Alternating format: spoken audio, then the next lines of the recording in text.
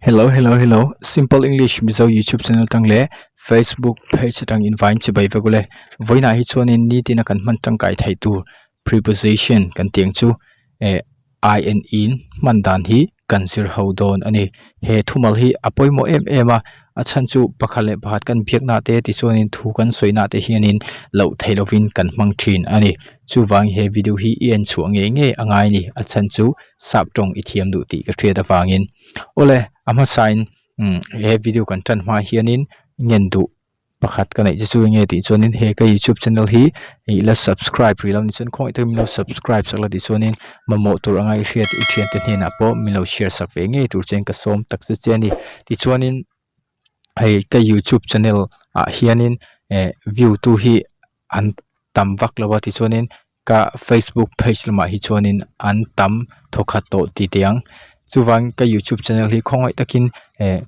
ka Facebook page a hianin minlo en tab sak tur chem ka som cheni achan chu engwange ti chuanin tlang deu soi chuanin he ka YouTube channel tang hianin ai monetization kan ting chu poisa lulut thai tur hianin kaipo katuma ti chuanin video vel po hetinga video thatak takhi kalau siam chuak tum zel ani chu itan po a hlok anga ti chun katan po mal somna alo ni don ni chu wang ke YouTube channel hi khoi takim lo like am lo subscribe saka ti chuni he tiang video hi mamo tur ngai credit thian te thena am lo share sak ve thin tur chen ka som tak se cheni ole tuna chin lo tan ngalang om in hi voina chon kan zirnga ti chunin nidanga achun zom awen on te 88 te ti chunin adang te po kan zir hole don ani tuna chun in hi lo zir bing dewang om in hi mitam zokin kan hria chu engtin nge ti chuanin achunga tro adi ani hetiang hianin sentence a kan mang thai ani my money is in my pocket a om je chu ka poisa chu ka iptia om ti na ani ti chuanin I am in the toilet om je chu ek in chunga ka om ti na ani ti chuanin the cool water is in the bottle ka soiron lo sechin o the cool water is in the bottle a om je chu tui vot hi he tui uma hianin a om ti na ani chu wangin in hi achunga ti soina hianin kan mang thai ani ma se in hi ai hun soina po hianin kan mang thai ma se a om je chu a ti in mizo tong chuanin kan le thaiang chu ai kaini mizo po hianin usage kan tiang chu kan neya tong ting reng hianin usage hi an nei ani usage chu a om je chu nge di chuanin ma tong kal phung kan tiang chu khatiang kha awmani entiam mizo a chuanin tu nge I hming kan ti thin tro enge I hming ti hi adik lo ta achan chu nge di chuanin kan tong kal phung ani mi lo ani ma se angial angana kan le don chuanin enge hming ti hi adik zok mai thani achan chu tu nge ti chu mi hring zo na kha ani dai awang khan tro chu tiang bok chun sa pho chuanin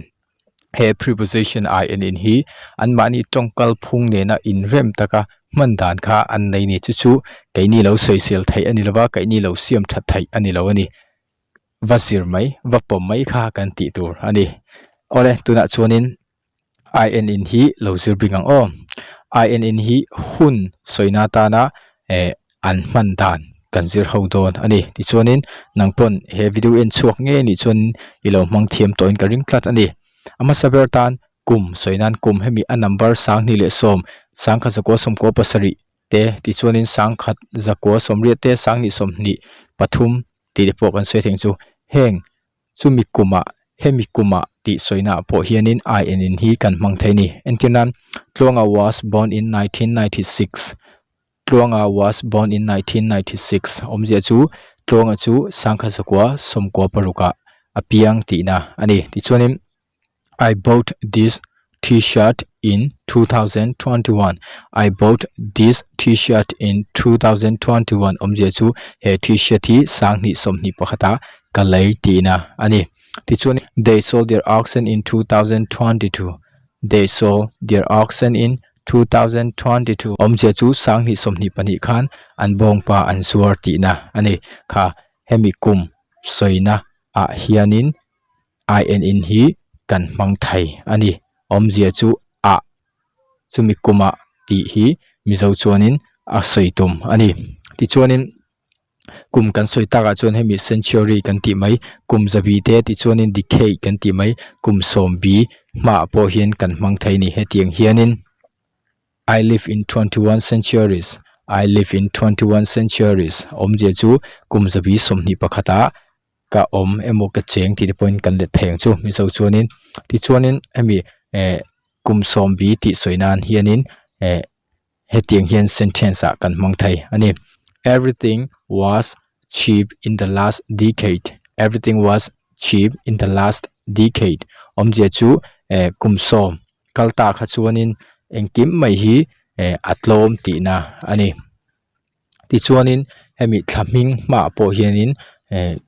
he in in hi kan hmang thei ani entinan I wrote this letter in March. I wrote this letter in March. Je chu he lekha hi March tha khanin kasiak ti na ani ti chuanin donga will be rich in December. Donga will be rich in December. Je chu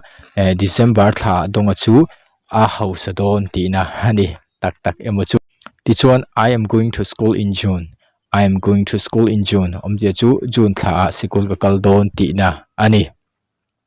ti chuanin apalina tan hemi week kan ti mai car soina a po hianin in hi kan hmang thei ani in this week I will come. In this week I will come. Je chu tun kar hian kalokal don ti na ani ti chuanin Liana will sing in this week. Liana will sing in this week. Je chu tun tha hianin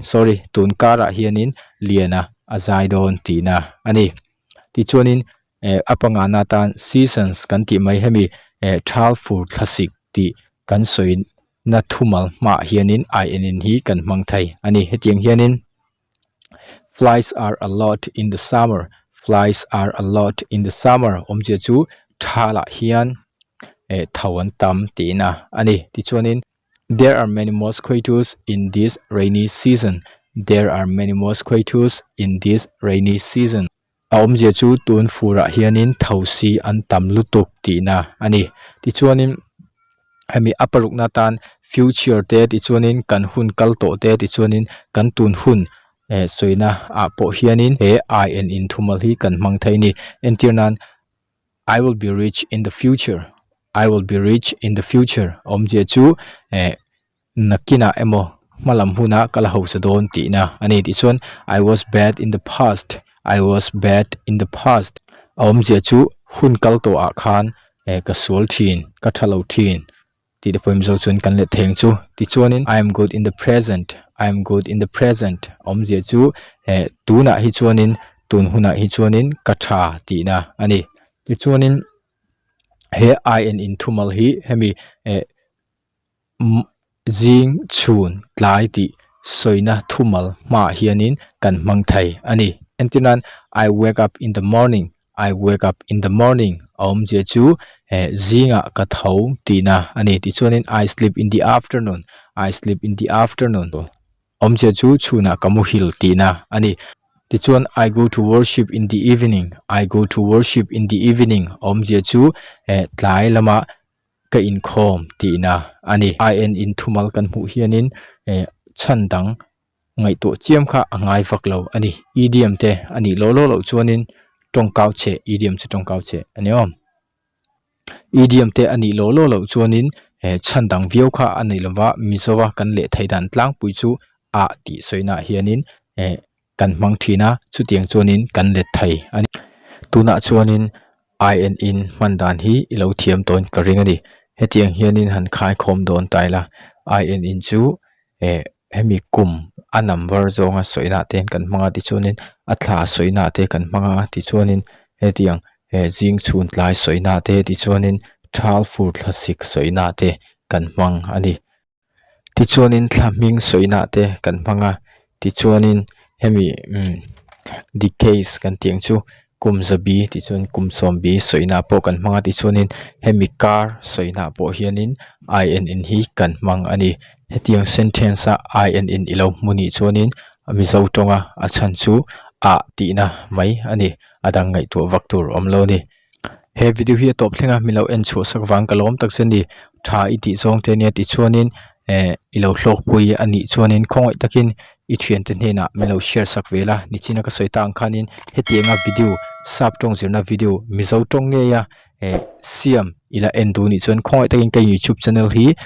min lo en tam sakla ti chonin mo turangai share i thian ten hena emo i u naw ten hena khoi takin ka YouTube channel hi lo shil revela ti chonin video ka siam te ilo share ve nge don ya kalome natuk video kan mule don ya bye bye